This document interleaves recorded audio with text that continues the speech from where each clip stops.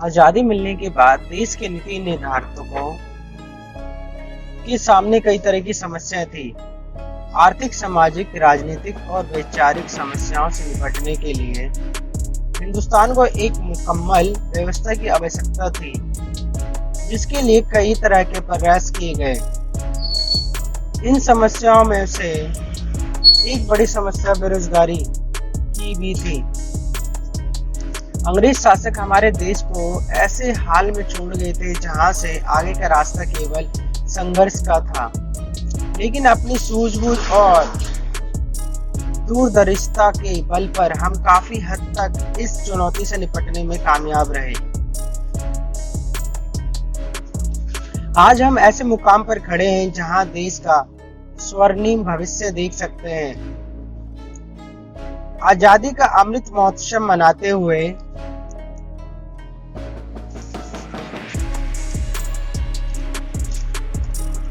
इस बात पर भी नजर डालनी चाहिए कि आखिर हमारी विकास की गाड़ी कहां तक पहुंची है। हमें कुछ सवाल भी पूछने होंगे, जैसे भूखमरी व गरीबी की समस्याओं से निपटने में हम कितने सफल रहे हैं। युवाओं को रोजगार देने एवं रोजगार के नए अवसर पैदा करने में हमने कितना विकास किया है। दरअसल आजादी के समय देश में उद्योग धंधे इतनी उन्नत अवस्था में नहीं थे कि बहुत ज्यादा रोजगार दे सकें। तब लोग ज्यादातर खेती, किसानी और मजदूरी जैसे कामों से जीवन यापन कर रहे थे। धीरे धीरे विभिन्न संस्थाओं की नींव रखी गई और शिक्षा के प्रसार के साथ विभिन्न क्षेत्रों में रोजगार पाने वालों की संख्या भी बढ़ी। सरकार भी अधिकाधिक नौकरियों देने में सक्षम हुई। वैसे आज भी खेती, किसानी और मजदूरी जैसे कार्यों में सरकार की कोई बड़ी भूमिका नहीं होती। व्यक्ति किस तरह की शर्तों पर काम कर रहा है, इसका सीधा संबंध उसकी गरीबी व शिक्षा से जुड़ा है। ऐसे में रोजगार की गुणवत्ता का पहलू सामने आता है, यानी ऐसे रोजगार जिनमें अवकाश, भविष्य निधि, स्वास्थ्य सुविधाएं आदि मिले। सरकार के स्तर पर ऐसे अवसरों में कमी आई है। यूं आजादी के बाद से ही ज्यादातर लोग तरह तरह के काम करते हुए जीवन बिता रहे हैं। इसमें सरकार के योगदान की बात करें तो वह सिर्फ पेंशनधारी लोगों को पैसे देती है, जिनकी संख्या काफी कम है। जैसे जैसे हम आगे बढ़े, समय के साथ लोग और सरकार की सोच बदली। लोग निजी काम करने की बजाय सरकारी नौकरियों की ओर भागने लगे। वजह साफ है, सरकार यदि नौकरी देती है तो पीएफ, छुट्टी सहित अन्य फायदे भी मिलते हैं। इसलिए चतुर्थ श्रेणी के पदों के लिए भी लाखों आवेदन मिलते हैं। पर बीते 2 दशकों में रोजगार की दशा दिशा में व्यापक बदलाव आया है। अब यहाँ अनुबंध आधारित नौकरियां ज्यादा हैं। एक निश्चित अवधि तक अनुबंध के तहत रोजगार दिया जाता है, जैसे ग्रुप सी और ग्रुप डी के पद ही। यही हाल शिक्षा एवं अन्य क्षेत्रों का भी हुआ है। इसमें कुछ खामी नजर आती है। कुछ साल काम कीजिए, आपको वेतन और एक मुश्त रकम मिल जाएगी, उसके बाद जॉब गारंटी नहीं। इस तरह मौजूदा समय में रोजगार का आयाम में तेजी बदलाव आ रहा है।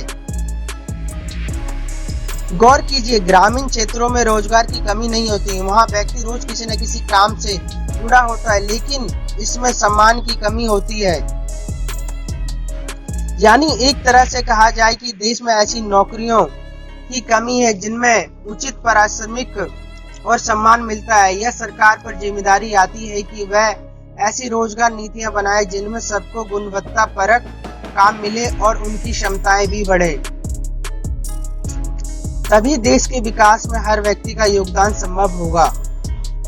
आजादी के दौरान देश में रोजगार की दर काफी कम थी, जो धीरे धीरे बढ़ी। शुरुआत में लोगों में जागरूकता की कमी थी, अशिक्षा अधिक थी और गुणवत्तापूर्ण कार्यों से न जुड़ने की प्रवृत्ति थी। पर अब लोगों का कौशल बढ़ा है। लोग हर एक क्षेत्र में अपनी तकनीकी और बौद्धिक क्षमता के बल पर खुद को बेहतर साबित कर रहे हैं। आज देश में रोजगार की दर 35.8 तक पहुंच गई है, जो कुछ महीने पहले 3% अधिक थी। रोजगारोन्मुख कार्यों पर बहुत ज्यादा ध्यान दे रही है, लेकिन उसमें पूरी भरपाई नहीं हो पा रही है। आज भी हमारे यहाँ लोग कुछ ना कुछ करके अपना और अपने परिवार का पेट पाल ही लेते हैं, पर यह उनकी प्रतिभा का मूल्य नहीं होता। हमें यदि उत्पादकता बढ़ानी है तो स्किल्ड जॉब का अधिक से अधिक सृजन करना होगा। यहाँ सरकार की भूमिका बढ़ जाती है ताकि गुणवत्ता युक्त नौकरियों के लिए एक माहौल तैयार हो सके। यदि कीजिए कोरोना काल में वह अमेरिका व ब्रिटेन जैसे देशों में कंपनियों ने जब कर्मचारियों की छटनी का कार्यक्रम बनाया तो वहां की सरकारें कर्मचारियों के हित के लिए खड़ी हो गई थी। इसको भी ध्यान में रखना होगा। हमारे देश में भी संकट काल में कर्मचारी के साथ सरकारों और उसकी नीतियों को खड़ा होना होगा, तभी व्यक्ति पूरी क्षमता से अपना काम कर पाएगा।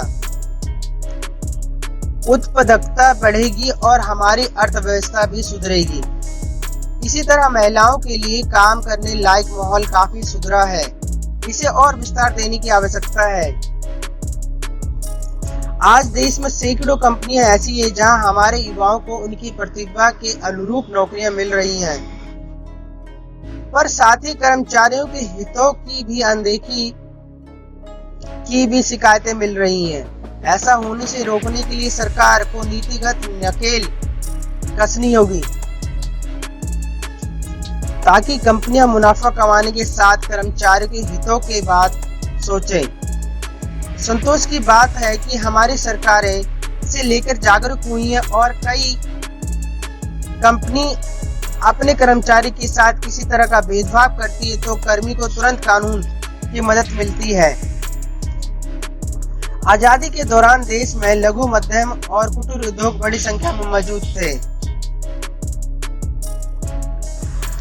दरअसल उद्योगों के यह रूप ही बड़ी तादाद में रोजगार के माध्यम है। इनमें न केवल अधिक संख्या में कुशल अर्धकुशल लोगों को रोजगार मिलता है, बल्कि बाजार को भी उत्तम किस्म के उत्पाद की किफायती दरों पर मिलते हैं। स्टार्टअप को इस तरह के उद्योगों का हिस्सा नहीं कहा जा सकता, पर एक समय में सरकारें ऐसे उद्योगों के प्रति उदासीन हो गई हैं, जिसका नतीजा यह हुआ है कि लोग डिग्री आधारित नौकरियों की ओर उन्मुख होते हुए ठीक इसी तरह बड़े शहरों के बजाय छोटे शहरों में कम पूंजी से उद्योग स्थापित करके नए रोजगार के मौके बढ़ाए जा सकते हैं।